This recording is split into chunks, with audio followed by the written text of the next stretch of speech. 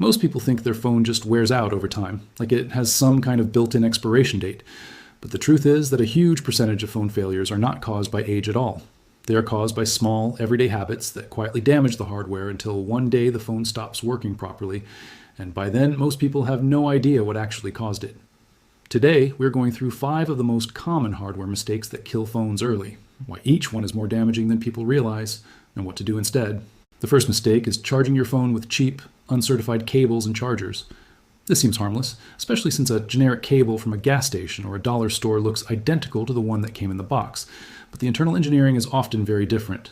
Original and certified chargers are built to precise electrical specifications that regulate voltage and current delivery to match exactly what your phone's battery and charging circuitry expect. Cheap uncertified alternatives frequently skip proper voltage regulation, safety chips, or shielding, which means they can deliver inconsistent or excessive current to your phone. Over time, this kind of unstable power delivery stresses the battery, causing it to degrade faster than it should, and in more serious cases, it can damage the charging port itself, or even the phone's internal power management circuitry. Some low-quality cables have also been documented, catching fire or overheating due to poor internal wiring and lack of basic safety protections that legitimate manufacturers are required to include. The fix here is simple. Stick to certified cables and chargers. Either the original one that came with your phone or a well-reviewed replacement from a reputable brand that explicitly states it meets your phone manufacturer's certification standards, such as MFI certification for Apple devices or USB power delivery certification for most Android phones. The second mistake is letting your phone's battery repeatedly drain to 0% before charging it again, or alternatively, leaving it plugged in at 100% for extended periods, like overnight, every single night, for years.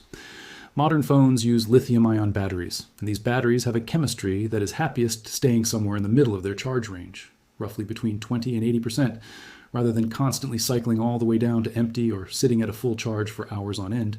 Repeatedly draining a battery to zero puts a particular kind of chemical stress on the battery cells that accelerates their long-term capacity loss, meaning your phone will hold less charge with each passing month compared to a battery that was managed more moderately.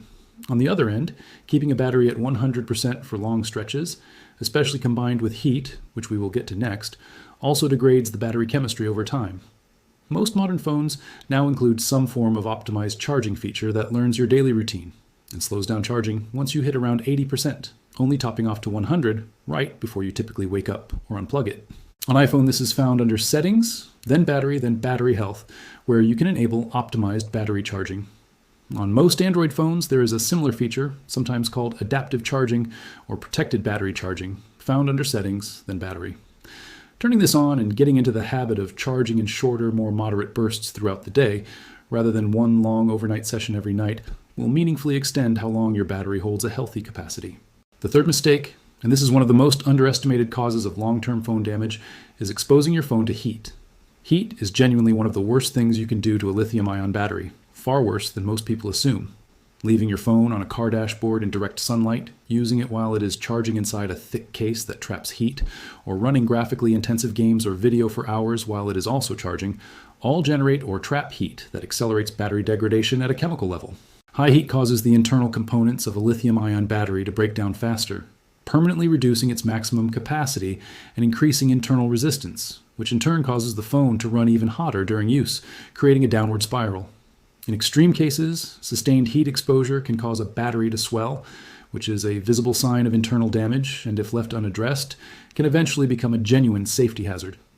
If you notice your phone case bulging slightly, or the back of your phone no longer sits flat against a surface, that swelling is often a battery problem and should be taken seriously rather than ignored. The fix is straightforward in principle, even if it requires some discipline. Avoid leaving your phone in direct sunlight or inside a hot car. Remove thick cases while charging if your phone tends to run warm. And avoid heavy, prolonged use while the phone is simultaneously charging whenever you can help it. The fourth mistake is ignoring water and dust exposure, or more specifically, trusting water resistance ratings more than you should. Many modern phones carry an official ingress protection rating, often displayed as something like IP67 or IP68, which indicates a level of resistance to dust and water under specific laboratory test conditions. The mistake people make is treating this rating as a guarantee of complete waterproofing in real-world conditions, when it is actually a rating for resistance under very particular, controlled circumstances, often involving still, fresh water at a specific depth for a specific number of minutes. Real-world exposure is messier. saltwater, chlorinated pool water, hot water, water under pressure like a strong shower stream, or repeated exposure over the life of the device all behave differently than the clean, controlled conditions used in official testing. And manufacturers are typically clear that water damage from these situations is not covered under warranty, even on a device with a high ingress protection rating. On top of that, water-resistant seals inside a phone, around ports, buttons, and the SIM tray can degrade over time, especially after the phone has been dropped, open for repair, or exposed to extreme temperature changes, meaning a phone that was genuinely water-resistant when new may not be nearly as resistant a year or two later. The safer approach is to treat any official water resistance rating as a buffer against accidents like a splash or being caught in the rain, rather than as permission to deliberately submerge your phone, take it swimming, or use it in the shower on a regular basis. The fifth mistake is skipping a case and screen protector, or using a phone without either for an extended period, based on the assumption that modern glass and phone bodies are tough enough to handle everyday life on their own. Manufacturers have genuinely improved the durability of phone glass and frames over the years, and some phones now use reinforced glass formulas that are meaningfully more scratch and crack resistant than older models. But this durability is relative, not absolute, and the physics of a phone falling from pocket height onto a hard surface has not changed. A drop from just a few feet, hitting at the wrong angle on the wrong surface, can crack even the toughest consumer glass. And a cracked screen is not just a cosmetic problem. Once the outer glass layer of a screen is compromised, the display underneath becomes vulnerable to moisture intrusion and further physical damage in a way it was not before. And a small hairline crack today can spread into a much larger, more expensive problem after a second minor drop that would have been completely harmless on an intact screen. Beyond drops, everyday pocket carry exposes your phone's screen and back to fine scratches, from keys, coins, sand, and grit, which accumulate over months and years into visible wear that also weakens the structural integrity of the glass at a microscopic level.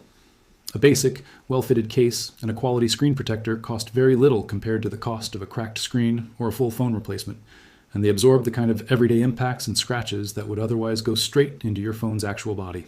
Beyond these 5 specific mistakes, there are a few related habits worth mentioning briefly, since they compound the damage from the mistakes above. Storing your phone in a back pocket and then sitting down on it is a surprisingly common cause of cracked screens and bent phone frames, since sitting applies a bending force across the length of the phone that it was never designed to withstand, unlike the more evenly distributed force of a flat drop. Cleaning your phone's charging port with sharp metal objects like a pin or paperclip in an attempt to remove built-up lint or debris risks bending or breaking the delicate internal pins of the port itself, and a compressed air can, or a soft, non-metallic brush designed for electronics, is a much safer option. And putting your phone through airport X-ray scanners is completely safe and does not damage phone hardware, despite a persistent myth to the contrary, so that one you genuinely do not need to worry about. It is also worth talking about a few warning signs that hardware damage has already started, so you can catch a problem before it becomes a total failure. A battery that used to last all day but now drops noticeably faster than it did a few months ago is often the earliest sign of chemical degradation, especially if the drop happens suddenly rather than gradually. A phone that feels unusually warm during light, everyday use, like scrolling through a feed or texting, rather than only during heavy tasks like gaming, can indicate that the battery or charging circuitry is already under more strain than it should be. A charging port that requires you to hold the cable at a specific angle to get a connection, or that charges intermittently, often points to either port damage from repeated bending stress or debris buildup that has gone unaddressed for too long. And a screen that develops small spots of discoloration, or areas where the touch response feels less accurate than the rest of the display, can be an early sign of moisture intrusion, even in a phone that never appeared to get obviously wet. Catching any of these signs early and addressing the underlying cause, rather than simply continuing to use the phone as normal, is often the difference between a minor fix and a phone that needs to be replaced entirely. It is also worth being realistic about repair versus replacement once damage has already occurred. A single cracked screen or a battery that has degraded to below 80% of its original capacity is very often still worth repairing on an otherwise healthy phone, since official and reputable third-party repair services can usually restore a phone to close to its original condition for a fraction of the cost of a new device. Where it becomes harder to justify repair is when multiple hardware problems stack up at once. A degraded battery combined with a cracked screen combined with a damaged charging port, since at that point the combined repair cost starts to approach what a newer, healthier device would cost, and it may make more sense to put that money toward a replacement instead. Knowing which situation you are in starts with actually understanding what caused the damage in the first place. which is exactly why these 5 mistakes matter as much as they do. Put all of this together, and a clear pattern emerges. Phones do not usually fail suddenly out of nowhere. They fail gradually, from an accumulation of small stresses: a cheap charger delivering unstable power every single day, a battery that never gets a break from either empty or full, heat that quietly cooks the internal chemistry during a long charging session in direct sunlight, water exposure that goes beyond what the phone was actually rated for, and a bare screen absorbing scratches and drops that a $2 case and screen protector would have completely prevented. None of these fixes require replacing your phone or spending significant money. They require a handful of small, consistent habits: buying a certified charger, letting your battery live in a moderate charge range rather than constantly hitting 0 or 100, keeping your phone away from serious heat, respecting the real-world limits of water resistance ratings rather than the marketing claims, and protecting the physical device with a case and screen protector from day one rather than after the first crack. Phones are expensive, and for most people, they are also one of the most heavily used pieces of technology in their daily life, holding photos, messages, banking information, and years of personal history. Treating the hardware with a bit more care in these 5 specific areas is one of the simplest ways to make sure the phone you have now lasts as long as it is actually capable of lasting, rather than dying years earlier than it should have because of habits most people never even realized were doing damage in the first place.